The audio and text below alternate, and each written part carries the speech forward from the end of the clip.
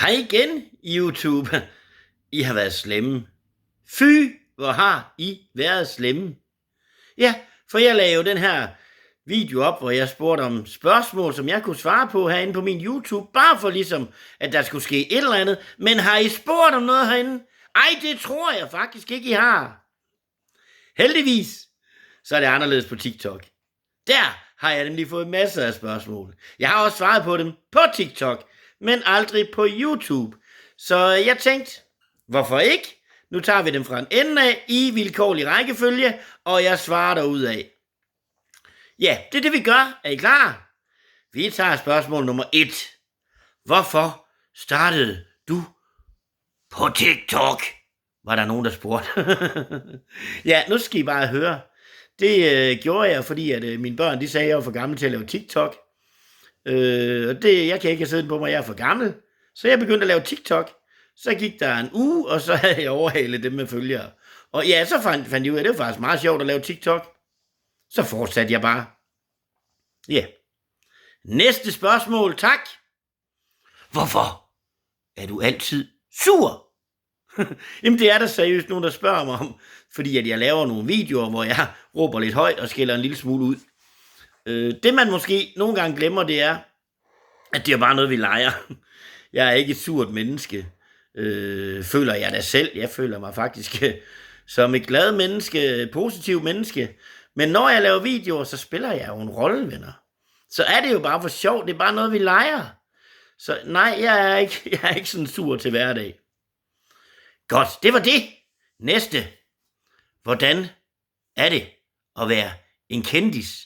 Og jo, tak for det spørgsmål. Det er faktisk et super sjovt spørgsmål. Jeg ved ikke, hvad folk de forestiller sig, fordi man har et par følgere på TikTok, og man så kører rundt i limousiner og flyver i privatfly, eller hvad det er, der sker. Men det er jo fuldstændig, at være kendis, det er jo fuldstændig ligesom at være Eddie, der ikke er kendis. Det gør jo ikke nogen forskel.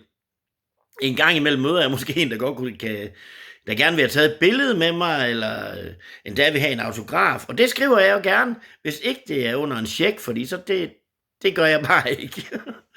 Men det gør ingen forskel. Det er jo ikke sådan, at folk de står i kø for at få mig med i fjernsynsprogrammer og forræder og Vild med danseri. Og det kunne jeg jo egentlig godt tænke mig, at de ringede fra Vild med Dans, fordi så kunne jeg få lov til at sige, nej, ellers tak. Sådan rigtig diva-agtigt. Nej, det kan du tro, det skal jeg ikke, det er jeg alt for god til. Men de ringer ikke, de ringer aldrig. Der er ikke nogen, der vil have mig med til noget som helst. Og ved I hvad?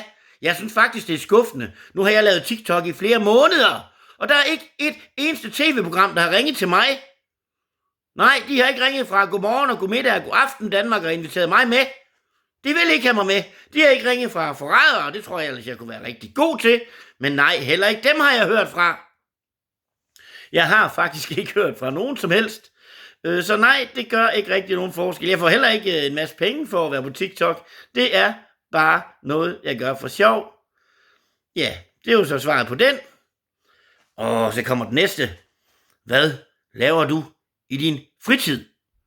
Jamen, der spiller jeg jo teater i alle mulige afskygninger.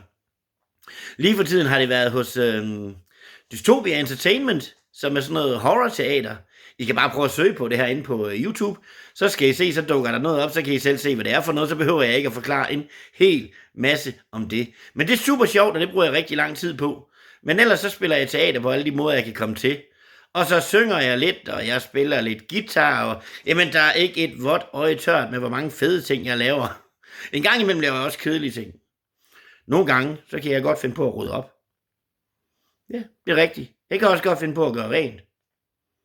Ikke fordi jeg synes, det er sjovt, men fordi det skal jeg jo bare.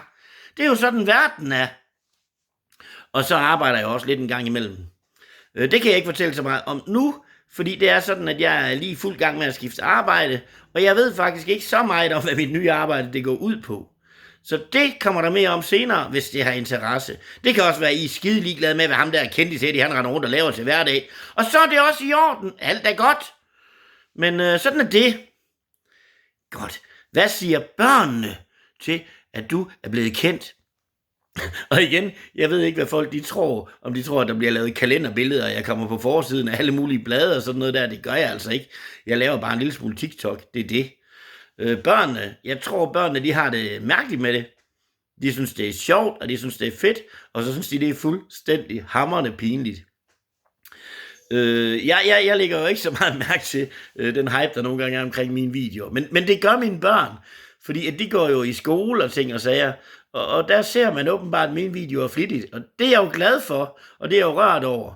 Men det betyder også, at mine børn de mere bliver konfronteret med, at jeg laver TikTok, end jeg gør. Jeg lægger jo ikke mærke til det. Men de kan godt ringe hjem og sige, ej, hvor er du pinlig, og nej, i dag har de alle sammen sagt, at ham kendte sig, han er bare sjov, eller, altså, mine børn lægger mere mærke til det, end jeg gør, men jeg tror egentlig, i bund og grund, så tror jeg, at de synes, det er fedt. Jeg håber, de er lige så stolt af mig, som jeg er af dem. Det tænker jeg ikke. Det er svært, for jeg er meget, meget stolt af mine børn. Jeg har jo 3 børn. Jeg har en søn på 16 år, så har jeg en datter på 18 og en datter på 19. Så de er også lige i den alder, hvor de synes, far er rigtig, rigtig pinlig, lige meget hvad jeg gør. Næste spørgsmål. Kan du sige 6-7? Ja, det kan jeg godt. 6-7! Godt, så fik vi også den overstået, og den får jeg virkelig hver gang jeg er på TikTok, så kommer det spørgsmål. Kan du sige 6-7? Og jeg ved ikke, hvad fuck der er så sjovt ved de 2 tal. Det er jo bare tal. Men ja, jeg siger dem gerne. Jeg er jo en flink fyr, ikke sandt? Nemlig. Og så er der den her. Kan man få en autograf tilsendt? Ja, det kan jeg da lige love dig for, at det kan du i hvert fald ikke.